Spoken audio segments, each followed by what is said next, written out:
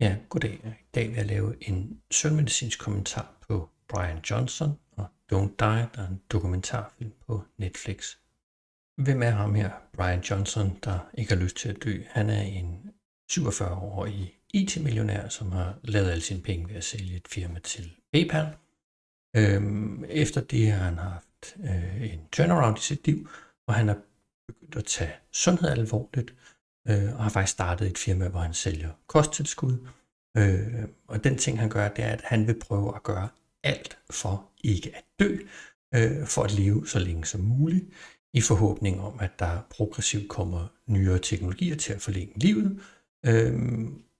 Han vil så gøre alt, hvad han overhovedet kan, for at holde kroppen i så sund en tilstand som muligt.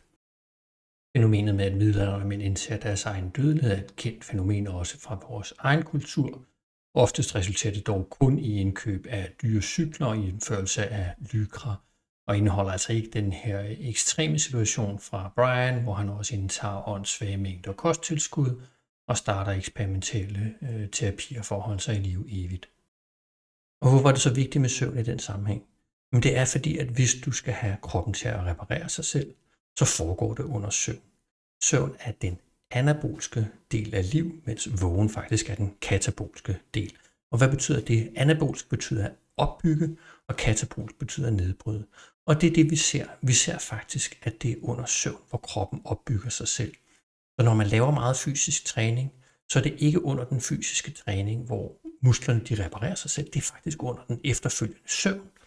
Vi ser heller ikke, at hvis man lærer en masse ting, at tingene bliver lagret i hjernen, når man er vågen og lærer dem. Det er faktisk først, når man sover, at det bliver konsolideret.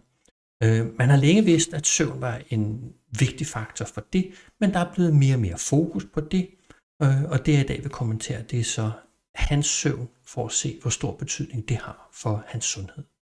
Og hvad er så Brians søvncyklus? Det er faktisk, at han står ret tidligt op om morgenen. Han står op klokken 5 om morgenen, efter 8,5 times søvn. Han vågner spontant, det vil sige, at han har ikke noget vækkeur til at vække sig.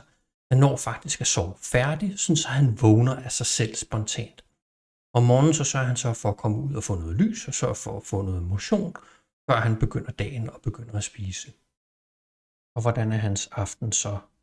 Han begynder med en wind-down-periode, det vil sige en periode, hvor han begynder at slappe mere af, hvor han ikke har nogen smartphone, det vil sige ikke lader sig forstyrre af resten af verden. Han går så i seng og falder i søvn ved en 20-30-tiden. Han sørger for, at op til han skal falde i søvn, at der er mindre lys, og så tager han 0,3 mg melatonin. Melatonin er jo i håndkøb i USA, det er registreret som et kosttilskud, mens det i Danmark er registreret som medicin, det vil sige på recept. At han tager 0,3 mg er en ret lav dosis. Den mindste pille, som findes i normalhandel, er 1 mg, så det er faktisk en meget lav dosis, han tager. Og det er nok meget smart, fordi så er der ikke nogen residual effekt til næste morgen. Man kan så snakke om, at han overhovedet har behov for det her, fordi at det er en mængde melatonin, som man sagtens selv kan producere, specielt hvis man sørger for at være godt udenfor i lys i løbet af dagen. Normale mennesker har ikke brug for melatonin til at fastholde en døgnrytme, men han tager det, ligesom han tager alle mulige andre kosttilskud. Og hvis vi ser på hans samlede døgnrytme, så er det faktisk en rigtig fornuftig døgnrytme. Han står lidt tidligt op om morgenen, altså klokken 5. Det er måske ikke noget, vi har lyst til at applicere til os alle sammen. Men det, som det godt kan være, det er, at det kan godt være et forsøg på at få noget mig-tid. Ham her Brian, han virker som en klassisk IT-mand, hvis man kan sige det på den måde.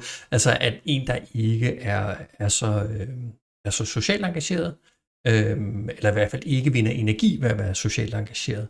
Det vil sige, at han har nok brug for noget mig-tid. Der er mange, der lægger deres mig-tid om aftenen, hvor de kan være alene, hvor der ikke er nogen krav til dem, simpelthen hvor de har behov for at gennemgå dagens indtryk osv. Det er faktisk ufornuftigt at lægge det om aftenen. Det er faktisk mere fornuftigt at lægge det om morgenen, hvor der er lys. Og når han står op så tidligt, så er der jo ikke rigtig nogen andre mennesker til at stille krav til ham på det her tidspunkt. Så hvis man har brug for noget tid, hvor der ikke er rigtigt, der er andre mennesker omkring en, så er det faktisk rigtig fornuftigt at lægge det om morgenen i stedet for om aftenen.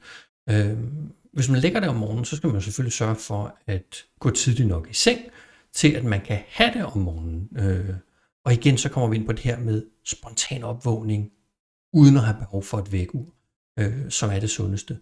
Og så har han de her 8,5 times søvn, som jo er en dejlig lang søvnmængde, og nok er, hvad de fleste af os har behov for. Det viser sig jo i undersøgelse efter undersøgelse, at vi efter man har opfundet det elektriske lys, så sover vi mindre, end vi rent faktisk har brug for. Og hvad så med hans melatonindosis? Jamen, altså, det er fornuftigt, at han ikke bruger en stor melatonindosis. Det mest fornuftige, det havde nok været slet ikke at gøre det. Han har nok ikke rigtig brug for melatonin, hvis han sørger for at komme udenfor om morgenen og har sin spontane egen produktion af melatonin. Hvis man ser på melatonin, så er det meget afhængigt af lys. Og det er derfor, jeg siger det her med, at du skal udenfor om morgenen for at kickstarte din egen melatoninproduktion. Og specielt hvis man står tidligt op, så har man jo rig mulighed for at komme udenfor og starte sin melatoninproduktion. Og hvad kan vi andre så lære af det her? Jo, ham her Brian Johnson, han er jo IT-millionær og kan leve sit liv fuldstændig som han selv vil. Han har ikke de krav til hverdagen, som vi andre har. Han har ikke nogen små børn, der går og vækker ham på mærkelige tidspunkter og stiller krav. Så han kan faktisk lave det her med at køre sin døgnrytme og sin træningsrytme fuldstændig som han selv vil. Det er jo sådan set fornuftigt nok. Det er ikke os alle sammen, der kan applicere det, men vi kan sagtens applicere det her med at gå ordentligt tid i seng, og gå i seng tidligt nok til, at vi vågner spontant, før vækkeuret ringer. Faktisk så skal vækkeuret helst kun være en sikkerhedsforanstaltning for at sørge for, at du kommer på arbejde. Hvis du regelmæssigt bliver vækket af dit vækkeur, så er du gået for sent i seng. Så skal du simpelthen sørge for at komme tidligere i seng.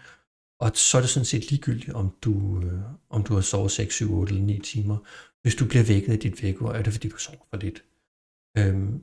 Så sørg for at komme tidligt nok i seng til, at I kan nå at vågne op, før vækkeuret ringer. Tak, det var så min kommentar på Brian Johnson og hans døgnrytme.